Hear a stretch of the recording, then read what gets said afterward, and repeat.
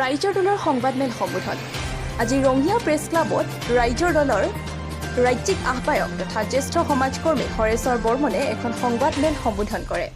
যোৱা বৃহস্পতিবাৰে ৰঙিয়াত ৰাইজৰ দলক আদৰণি জনোৱাৰ উদ্দেশ্যে আয়োজন কৰা সভাত শ্বহীদ বেদীত ৰাইজৰ দলৰ পোষ্টাৰ আঁৰি দিয়া বুলি অভিযোগ উত্থাপন হৈছিল আৰু ইয়াৰে স্পষ্টীকৰণ দি এই অভিযোগ খণ্ডন কৰি বৰ্মনে বৰ্তমানৰ স্থানীয় বিধায়ক তথা ৰাজ্যিক মন্ত্ৰী ভৱেশ কলিতাৰ বিৰুদ্ধে তীব্ৰ ক্ষোভ ব্যক্ত কৰি মন্ত্ৰীজনক সৰ্বকালৰ ব্যৰ্থ অযোগ্য মন্ত্ৰী বুলি মন্তব্য কৰে।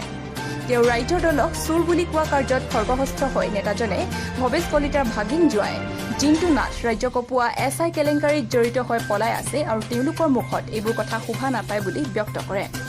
আনহাতে ৰঙিয়াৰ নিকটৱৰ্তী বগৰীবাৰীৰ ভগ্ন মথাউৰিৰ কাম এজন বহিৰাগত ঠিকাদাৰক গতাই স্থানীয় ঠিকাদাৰসকলক বঞ্চিত কৰা বুলিও অভিযোগ কৰে।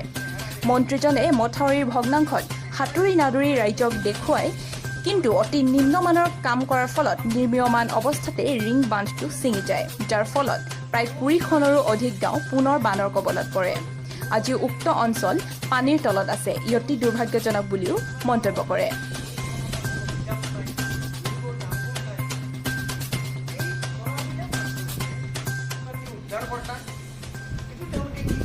এই ঘটনাবিলাক যাতে ৰাইজৰ দৃষ্টিত নপৰে তাৰ কাৰণে তেওঁলোকে এটা চাৰ্কাছ দেখুৱাইছে।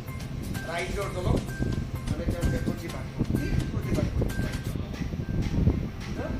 গতিকে ৰাইজৰ দলক প্ৰতিবাদ কৰিবলৈ তেওঁলোকে যিটো কথা কৈছে তেওঁলোকৰ একদম মস্তিষ্কত কোনো কাণ্ড জ্ঞান নাই, কোনো জ্ঞান বুদ্ধি নাই, তেওঁলোকে বুজিয়েই নাপায়।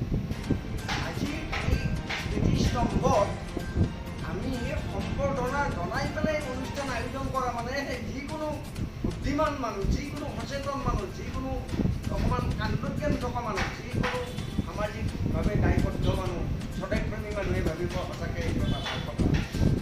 ৰাইজৰ দলে এটা ৰাইজৰ ঐতিহ্যক স্মৰণ কৰিছে। তেওঁলোকৰ সেই বুদ্ধি নাই নহয়, তেওঁলোকৰ যথেষ্ট ভুল বুদ্ধি, কাৰণ তেওঁলোকে সহ্য কৰিব নোৱাৰে যে ইহঁতে ৰাইজক এনেকৈ সম্বৰ্ধনা কৰে, কাৰণ তেওঁলোকে ৰাইজক শত্ৰুজ্ঞান কৰে। সেইকাৰণে তেওঁলোকে কাহিছে আৰু কাৰ বিৰোধিতা কৰাৰ কাৰণে ছেম ষ্টাফোৰ্ডক দীপাঞ্জনক হত্যা কৰিছে আৰু তেওঁলোকে তেওঁলোকক দুৰ্বৃত্ত বুলি কৈছে শ্বহীদসকলক।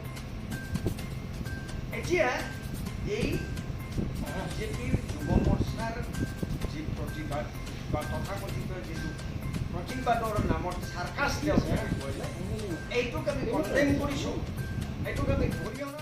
ৰঙিয়াৰ পৰা ছৈয়দ মুস্তাফা আহমেদৰ ৰিপৰ্ট, নিউজ অসম 24।